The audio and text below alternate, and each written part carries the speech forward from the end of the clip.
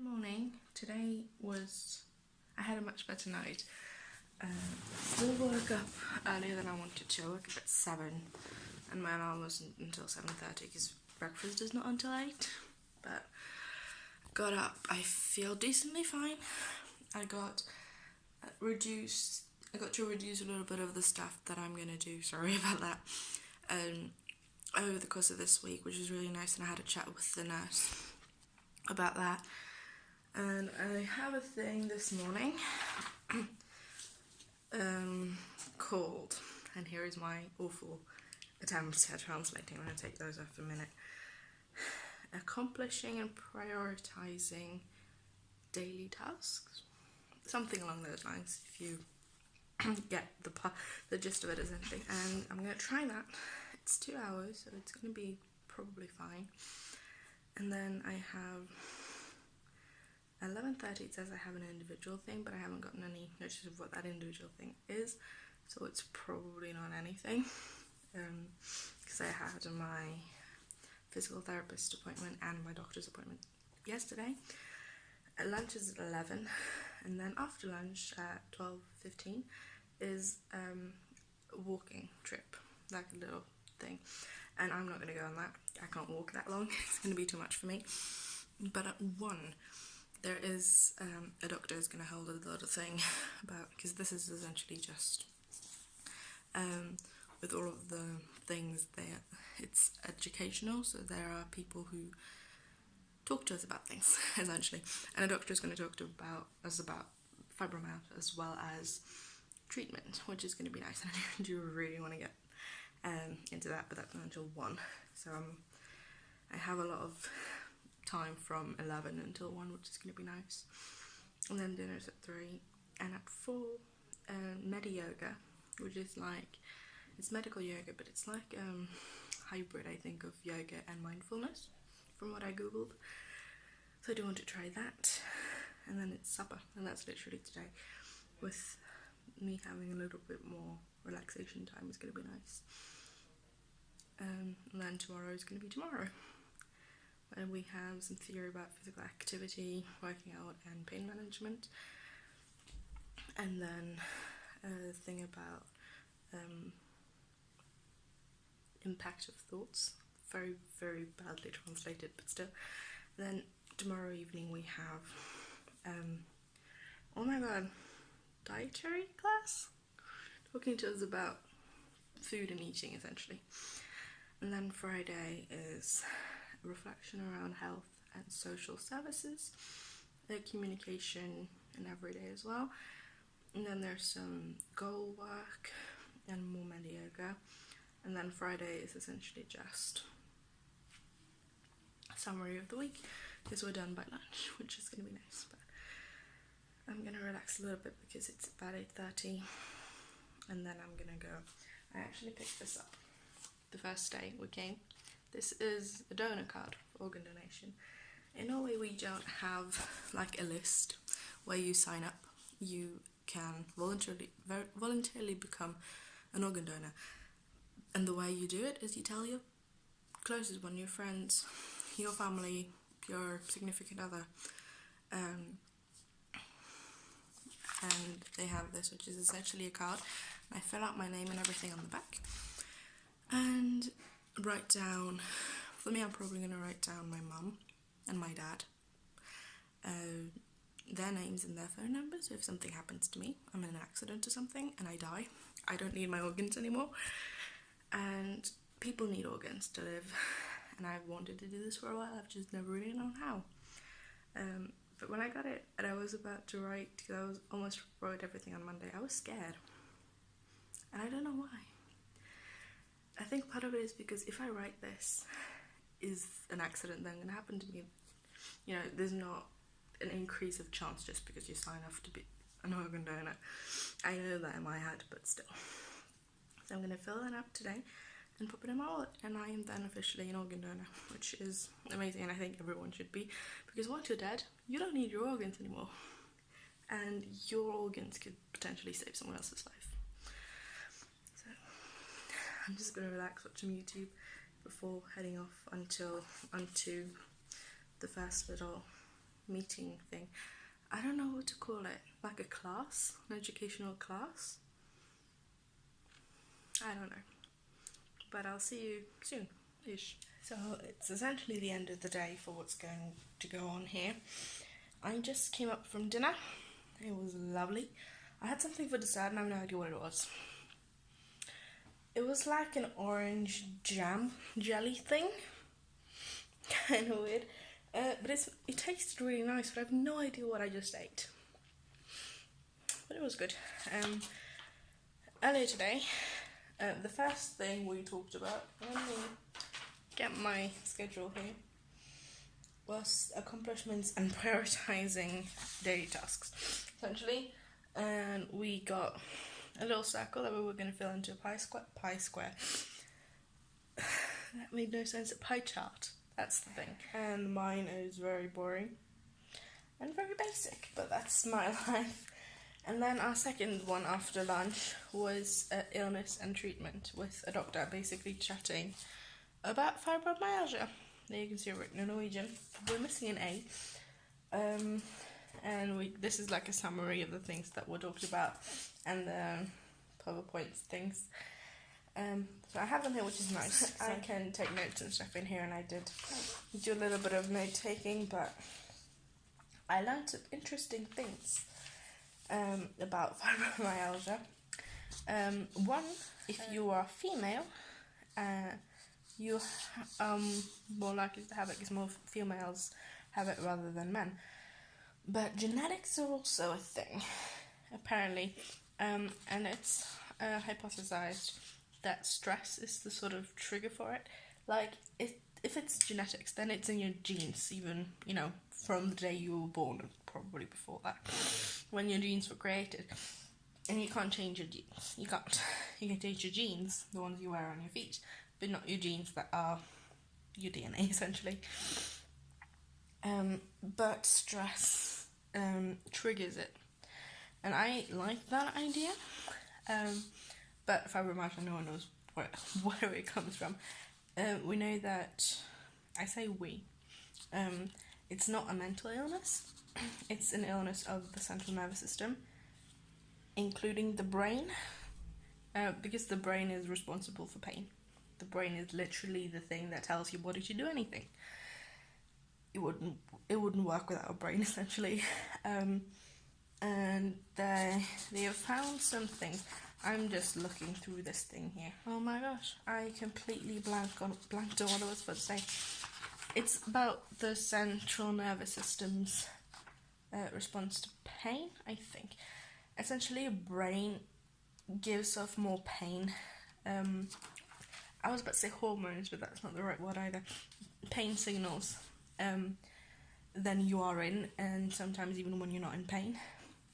And there is a thing here that I want to show you about the imbalance of the brain between oh my gosh, I can't remember the word.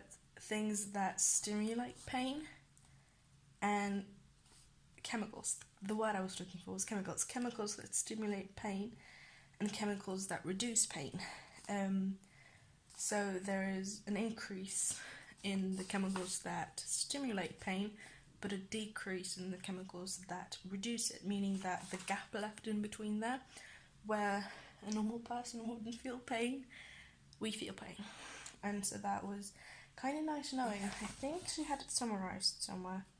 Yeah, so it's an increase in the neurons firing, telling you you're in pain, a reduce in the opposite one, telling your body, oh my gosh, there's words here that my brain isn't working.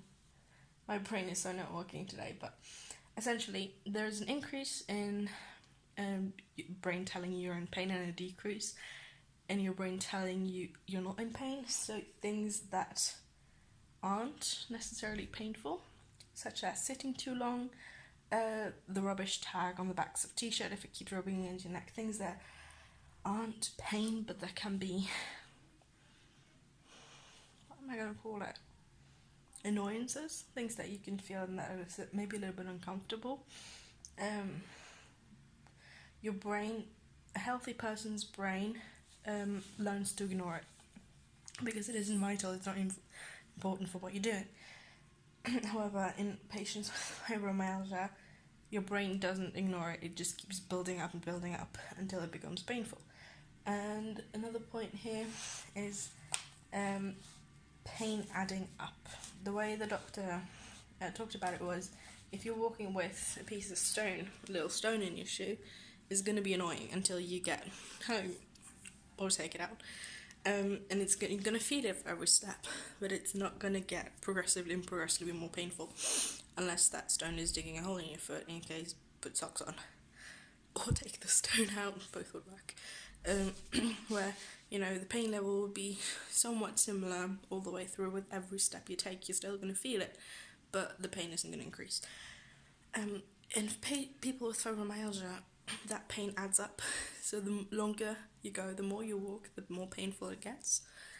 And that makes so much sense, because I've had a couple of incidents in the past. Last year I had 2 of them, one with which ended me in a wheelchair at an airport because I wasn't able to walk anymore, where my feet were starting to hurt. I've shared this probably briefly before, and it was in my London vlog, which is in one of the corners, where the bottoms of my feet were starting to hurt. I suspected it's because I don't walk a lot, and I was walking 10,000 plus steps a day. You know, I was essentially walking from our hotel, which is at one end of Oxford Street, back all the way to the other side and then back in a day, give or take, with shopping. And my feet kept getting more and more pain. And at the worst of it, which was at the airport, I couldn't stand anymore.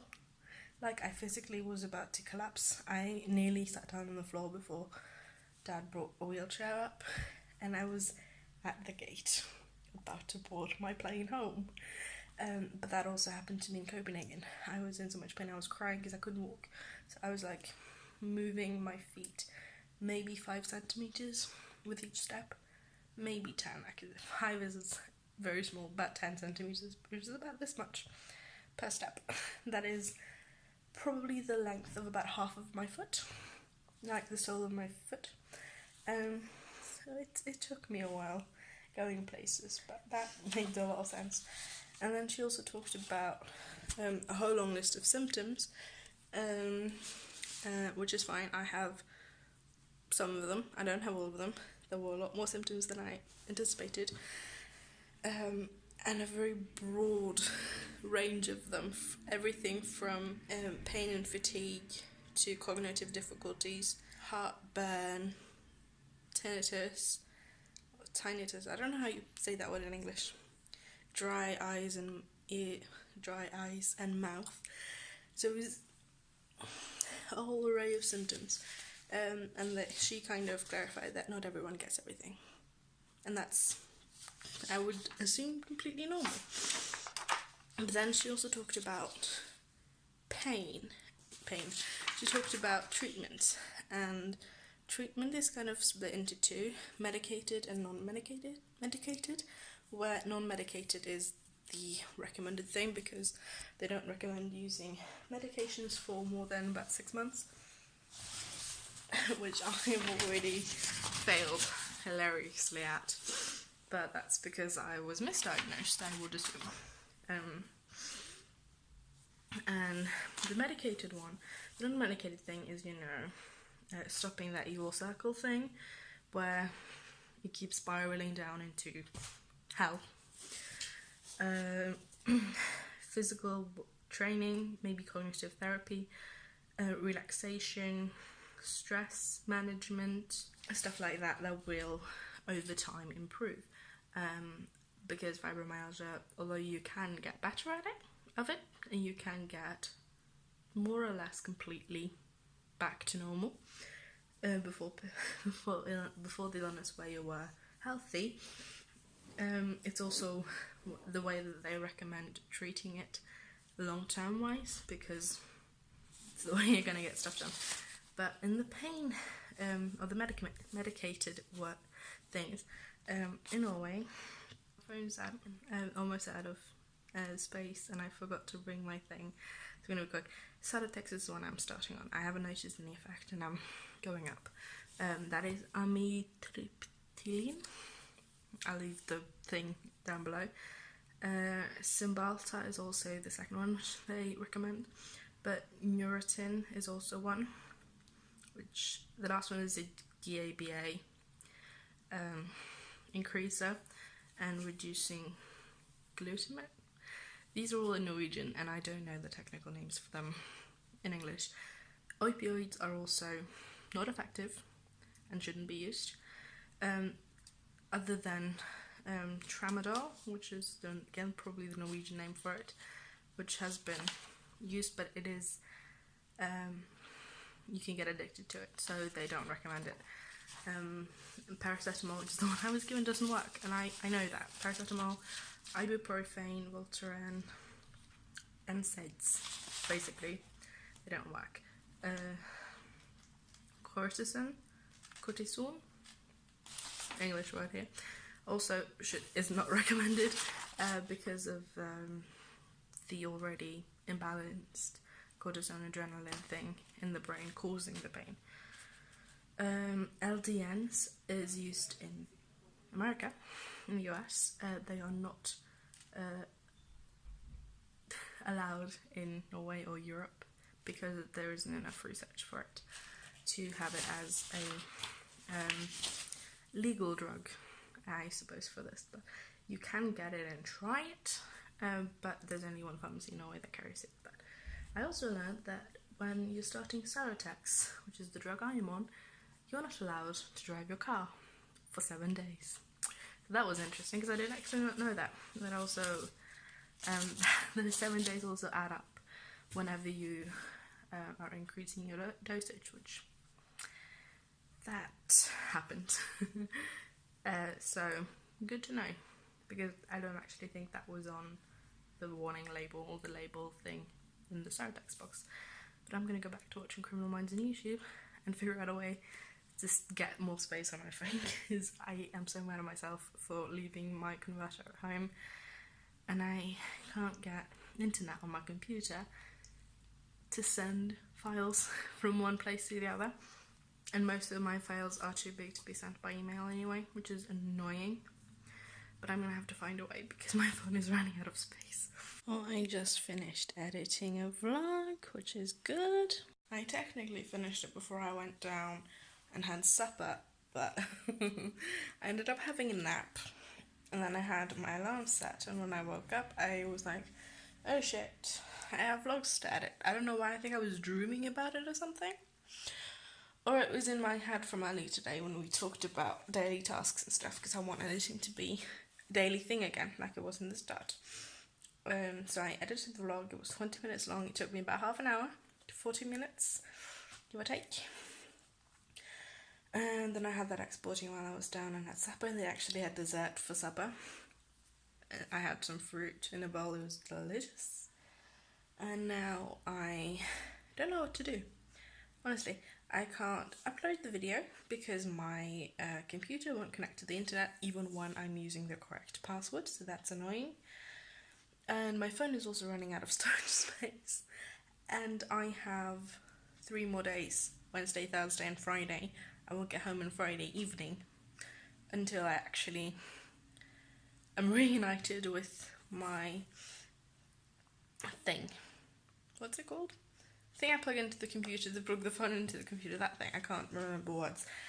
So I think I have to find a creative way to figure this out. But this was the vlog from the 30th of May, so I am about almost half a month behind, but I'm hoping that that's going to change in the next week or two, with me uploading, editing and subsequently uploading 2 videos a day. Hopefully. I also want to read. I want to watch Criminal Minds, but I don't know what to do first. There are also some people who are going to go to the pool. I don't want to. I'm just not feeling up for the pool. Although I love being in the pool and it sounds nice, like a good idea, I don't want to.